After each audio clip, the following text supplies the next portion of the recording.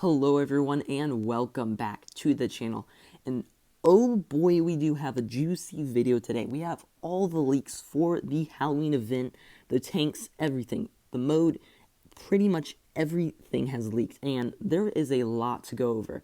So first off, the two tanks, the Annihilator and the Spike, are in their blitz hangar. So we are going to go over the statistics real quick. We'll make it quick on the Spike and then we'll go to the Annihilator and then we will get into the leaks.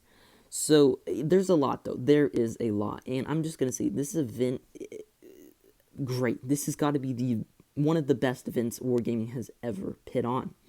So first, for the Spike, it's an exact copy of the STRV-42. I mean, there's pretty much no difference, so I'm not really gonna go over it any because, I mean, you can look here if you really are interested. Just go look at the STRV because I mean, it's. Matt, I hated the STRV personally, so I'm probably gonna hate this tank too. But it's nothing to look forward to. So don't really be counting on a good tank for the tier 5 for the free one, which makes sense. Wargaming is not gonna pit a super good tier 5 premium. That's just not how tier 5 works. So yeah, I mean, you can look here. The pin's bad. It does have a good view range. DPM is okay. I mean, your aim time's okay, your dispersion's pretty bad, and of course you do have a beautiful 15 degrees of gun depression, but that's pretty much the best thing on the tank is just that gun depression. Other than that, your mobility isn't very good, if not is average, not even that good. So without further ado, let's jump into the Annihilator. So of course, this is probably what you all came for here, the Annihilator, and oh boy, is this going to be a good tank. This is definitely going to be one fantastic tank. We can just equip it here, and yeah, it's good. Let me go over the statistics here. We have 1590 HP, which is pretty good. We got great view range, 288.2. Your DPM is 2707, which is just fantastic. That's really good for a tier 7. And your pin, of course, is bad, but I mean, premium pin is enough to go through pretty much everything, so it's really not too much to worry about. 210 damage per shot, and you have 3 of those that unload in 0.66 seconds for all 3 shells to fire, and it makes a burst damage of 630 in under a second. So yeah, that's gonna be quite the gun, guys. And yeah, it's going to be great. And if we go down here to base aim time, it's 1.86, which is good. The dispersion is 0.355, which is bad. But I think Wargaming said that the dispersion isn't going to reset after each of the shots. And if that's the case, it's going to be overpowered. I'm not sure if that's what they said, but that's what I heard. So, either way, it's still going to be great, and you're going to get all your, I mean, just great DPM.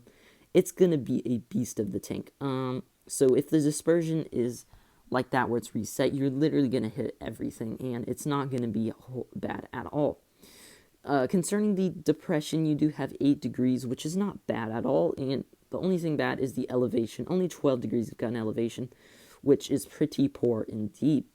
You have a pretty mobile tank here, 35 kilometers an hour top speed forwards and 15 in reverse, so mobility isn't an issue. The gun is fantastic. You have enough gun depression to still work pretty good. I mean, and then let's go down to the armor profile. I mean, the tank is just ridiculous. Look at this armor profile. I mean, it's nothing super good, but it's not like it's paper or anything. I mean, if you get here, the turret, I mean, look at that. It was 230. Look at this. 230. I mean, that's a lot of armor. Of course, you do have these weak spots right here that are probably going to be penetrated quite easy. But if you get down, use your gun depression. I mean, if you're hiding here, I mean, 206, you got all this facing. You're going to get quite a few bounces in this tank because, as well, if you're moving around pretty fast, it's just going to be a fantastic tank.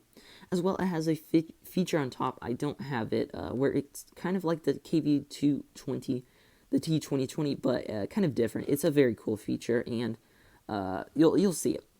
As well, the back armor on the turret is actually enough not to be able to be HE'd, And you can get HU'd on the side right here and all stuff, and the rear, but that's pretty much the only weak spot. And of course, you do have a bunch of spaced armor on your tracks, which is going to make this tank phenomenal at side scraping.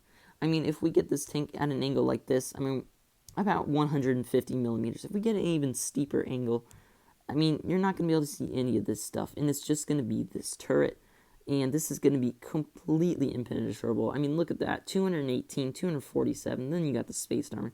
It is going to be a beast of a tank. The armor profile isn't, like, phenomenal, but it's definitely strong enough, stronger than what I thought it was going to be. So that is the statistics here of the Annihilator, and I'm expecting this tank to be very overpowered.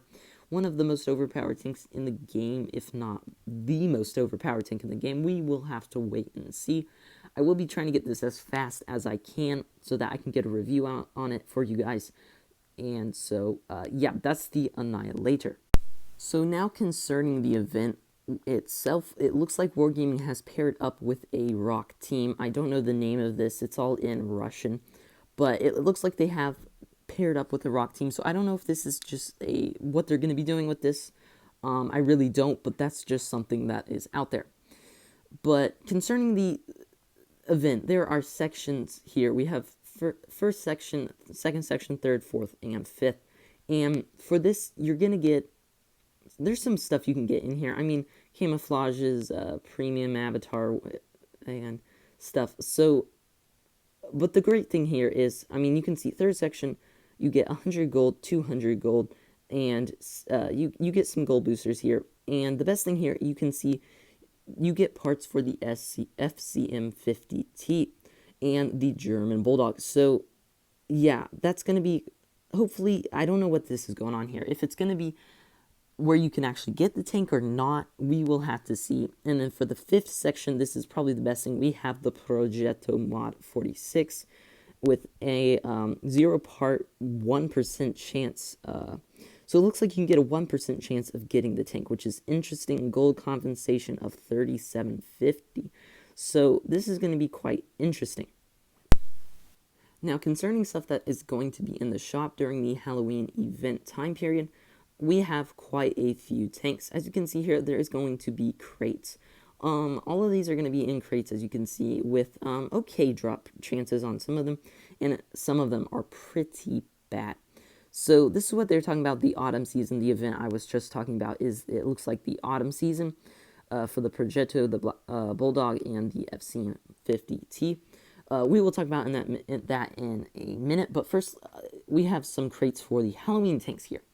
So these are all separate crates, as you can see right here, and you're going to get separate tanks in each crate, and you're going to have to buy them separately. Unless Wargaming might bundle them up, we will have to see. But you can get a 5% chance of getting the Helsink. You can get a 5% chance of Helsink crate, 5% chance Dracula crate, and then a 5% for Lycan crate. So it looks like, as well, in those crates, the legendary camo is you get a 10% chance for their legendary camos in those crates, and a 5% chance for the tank. So honestly, that's not too bad for crates. Usually they're even less, especially with stuff like the Helsink and Dracula. So I'm not too upset about that. As well, you're going to get charms with the tanks, as well as you can see up there, the charms for each 3 of those tanks. As well, you're going to be having a separate container that is having the Gravedigger, Smasher, Scavenger, and Tankenstein. All of them going from 2% for Gravedigger, Tankenstein, 5 for the Scavenger, and 1 for the Smasher.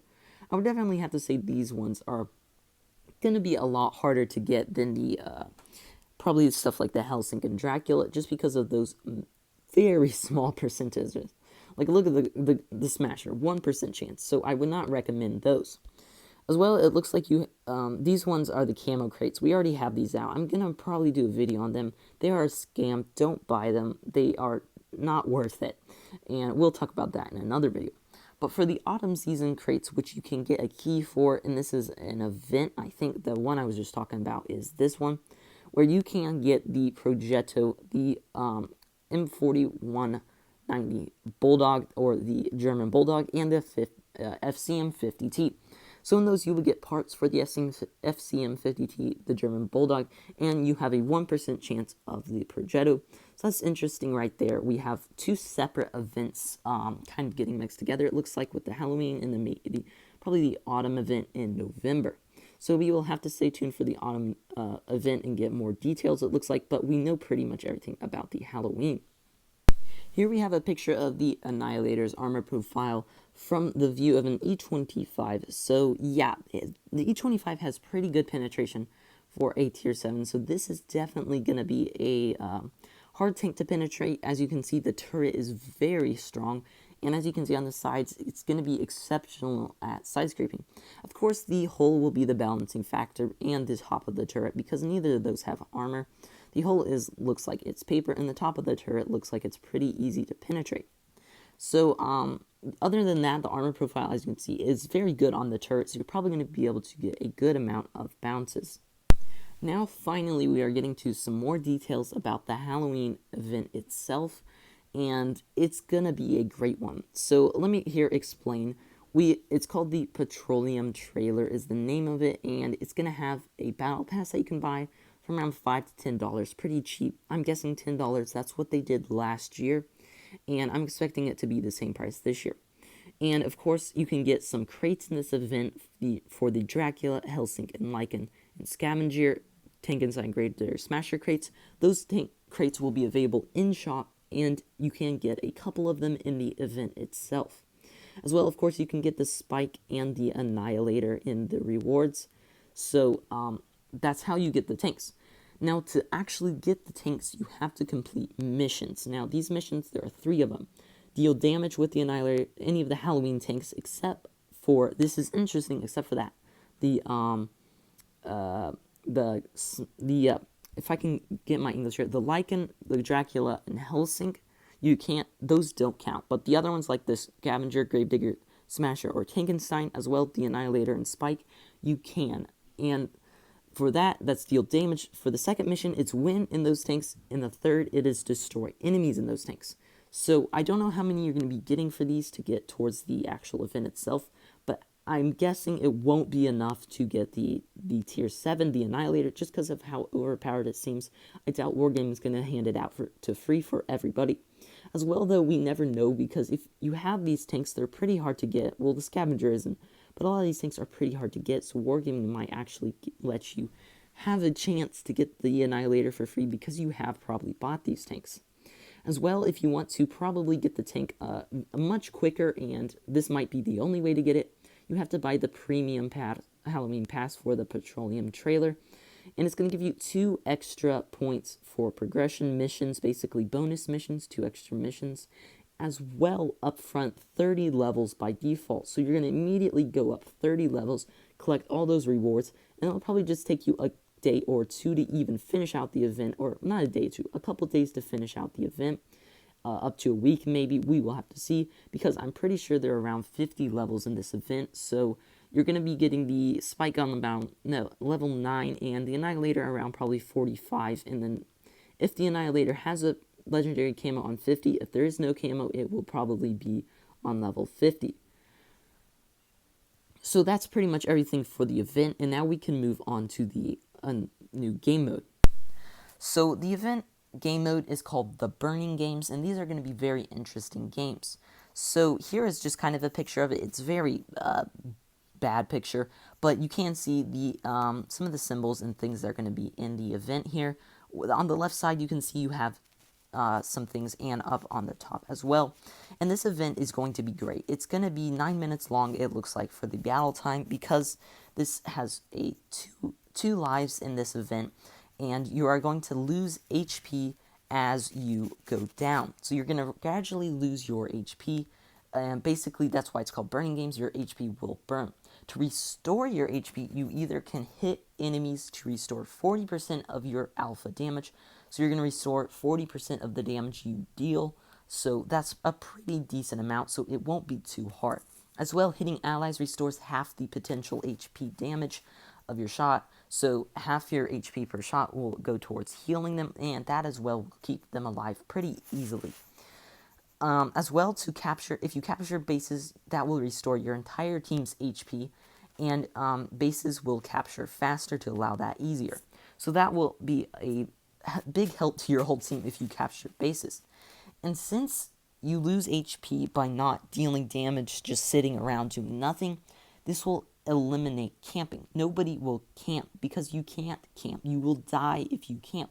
You must be up close, personal, fighting with the enemy, and I really like that. This is going to make the game pretty intense. This is going to make the games very intense, I'm pretty sure, and it will be quite interesting. As well, you have 2 lives. You can respawn once per battle, and after you respawn, your tank will get a minus 30% on the reload time, 30% more damage, engine, and top speed. So that's going to be quite a buff to your tank. I mean, DPM is going to drastically increase. You're going to get a much faster tank as well. And of course, burning games battles don't affect your stats. So that's pretty much it for the leaks, everyone. I hope you all enjoyed the video, and this is going to be quite the event. We have a lot of stuff coming, and it's going to be great. I'll see y'all in the next one.